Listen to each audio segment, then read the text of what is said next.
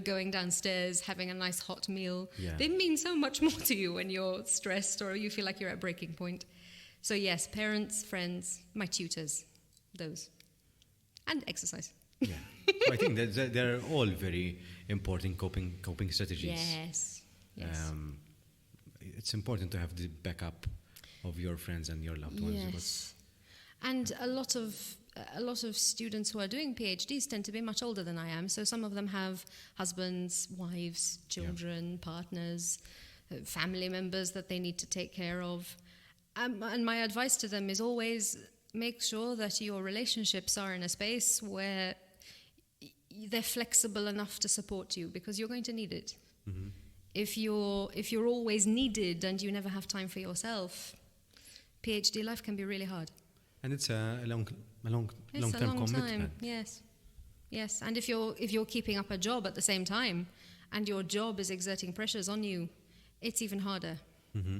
And I really admire professionals who manage to do their PhD while raising a family and being successful career people. That's a superpower, because I did mine in relative ease. Mm-hmm. 4 years full time. I was living at home. I still am. I didn't have a job for the last 2 years, so it was perfect for me. And I still found it difficult, let alone. Those are the people with superpowers. Yeah.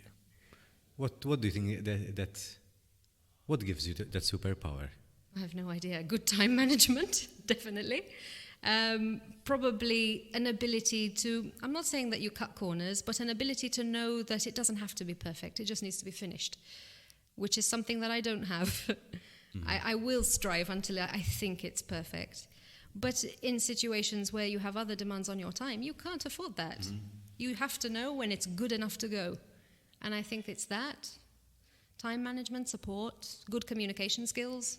Listen, I need this from you right now. Can you give that to me?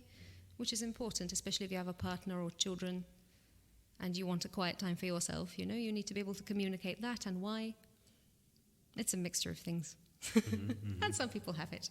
Actually, it reminded me of something. I'm not sure whether this is a saying or a theory of some sorts, but it's usually when you give yourself 2 hours to complete a task, you'll take up the whole 2 hours. Oh, yes. But if you give yourself 1 hour to complete the same task, you'll finish it in 1 hour. I think it's a meme. It's been doing the rounds. Yes, it's true. It's true. The tasks kind of fill up any available time. It's true. Yeah.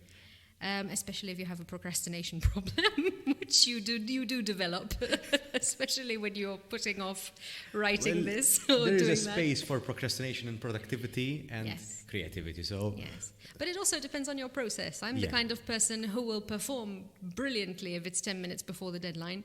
Give me an hour before the deadline and I'll waste 50 minutes of it because I know I can do it in 10. I'm that kind of person. I think my tutors realize that. So you like driving yourself into a corner. Deadlines, yes. Yeah. Okay. There I thrive. I've always been like that. But some people need longer. They need time to think. They need time to draft. So those are the people who probably won't procrastinate. They'll actually be thinking. They'll still do the task in 10 minutes, but they'll use the other 50. It depends on what kind of worker you are. I've always been management by crisis. Always. It depends on the level of on the stress level that you can handle as well. Because if you can't handle a certain level of stress, then it's better for you to juggle your time more effectively. Yes. I'm not saying that my method is right. It is stressful. But it suits you. So. But I've always worked like that. Yeah. Even exams, perfect. 2 weeks before, I haven't started studying yet. Brilliant. The only time I ever studied early for exams was my finals in 3rd year of bachelor's. Okay. And that's because I had to study all 3 years of work. I had synoptic exams, And I had 4 because I did a general bachelor's. So I had four of those. I can resonate with that. But 2 weeks ahead, that's when I started studying, never months ahead, because my short-term memory is much better than my long-term memory. So chuck it all in there. And then you remember. And then we'll remember. And sometimes, if you pay attention during the lessons, just a little bit. No, I was very focused. I can't say the same for myself. I was always very focused. But at least if you pay attention a little bit during the lesson, that works well. A lot, yes. Because I remember moments in the exams going, I don't remember this. Okay, what did they say in class? Go back.